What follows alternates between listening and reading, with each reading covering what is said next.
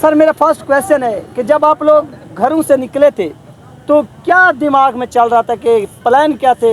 کیونکہ ہمیشہ دو چیزیں ہوتی ہیں، یا بندہ فیل ہوتا ہے یا پاس ہوتا ہے، تو اس حوالے سے آپ کی تیاری کیسی تھی؟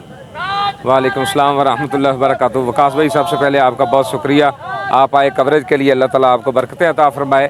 جی ہم جب گھر سے نکلے تھے تو بس ایک ہی بات لے کر نکلے تھے کہ قائد محترم نے حکم فرمایا ہے، بس ہم چل پڑے ہیں، جو کچھ بھی ہوگا وہ ہماری کامیابی ہے، ہم زندہ رہیں، مطالبات منوا لیں تو بھی ہماری کامیابی ہے، ہم اس راہ میں شہید ہو جائیں تو بھی ہماری کامیابی ہے۔ سر آپ کے 3 تو جو مطالبات تھے وہ ہمارے سامنے تھے اور ان کے اوپر جو ہے نا وہ ایگریمنٹ ہو بھی چکا ہے، چوتھا جو آپ نے ایڈ کیا یہ خفیہ کیوں رکھا گیا پبلک سے؟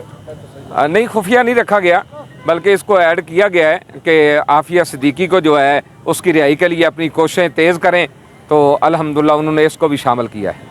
جب ڈاکٹر عافیہ صدیقی صاحبہ کا آپ نے معاہدہ پٹ کرایا، معاہدے اپنا یہ ایگریمنٹ جب ہو رہا تھا تو ان کی سسٹر کے ساتھ کوئی رابطہ کیا گیا ان کی فیملی کے ساتھ؟ یہ تو جو مذاکراتی کمیٹی ہے وہ اس حوالے سے جانتی ہے، میرے علم میں سر نہیں۔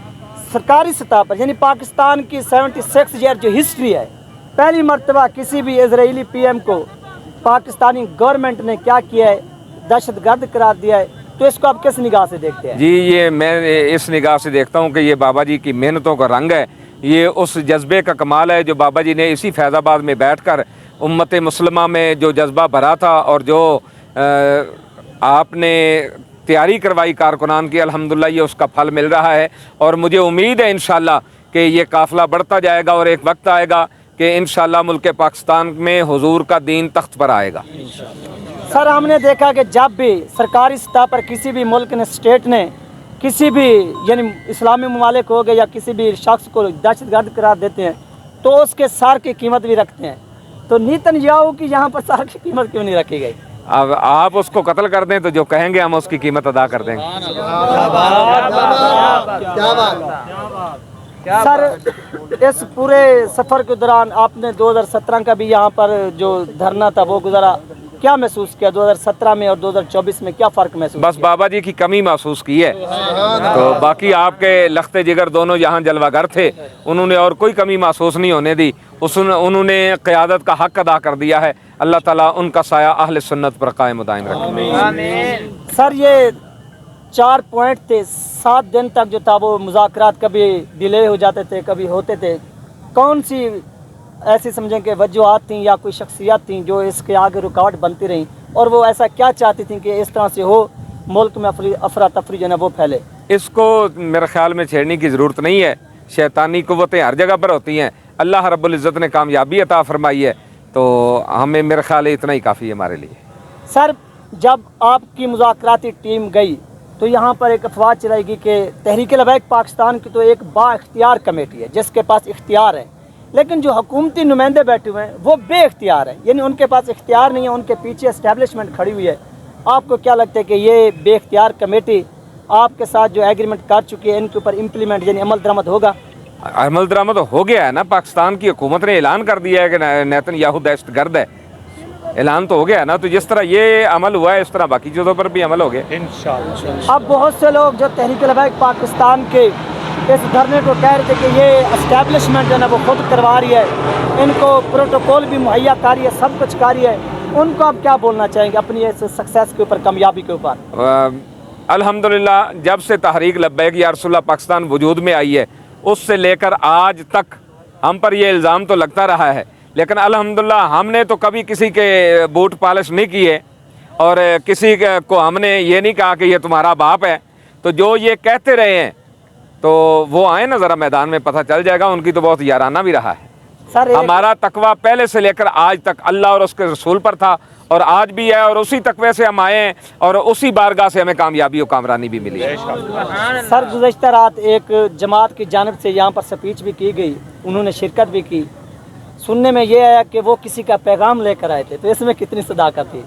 نہیں، ہمارے پاس تو کوئی ایسا پیغام نہیں پہنچا، یہ بس افواہیں تھی؟ افواہیں تو پھر آتی رہتی ہیں نا، اس سے کیا مسئلہ ہے؟ صحیح ہو گیا۔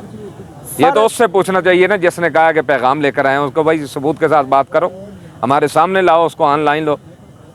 سر 7 دن آپ کے کارکنان یہاں پر بیٹھے رہے، ان کو کھانے پینے کا آخر کسی نہ کسی طریقے سے پیسے کی ضرورت تھی، तो ये पैसा फंडिंग कहाँ से जारी हुआ था? यही तो बाबा जी बता के गए ना, कौन देता है देने को मुंह चाहिए, देने वाला है सच्चा हमारा नबी।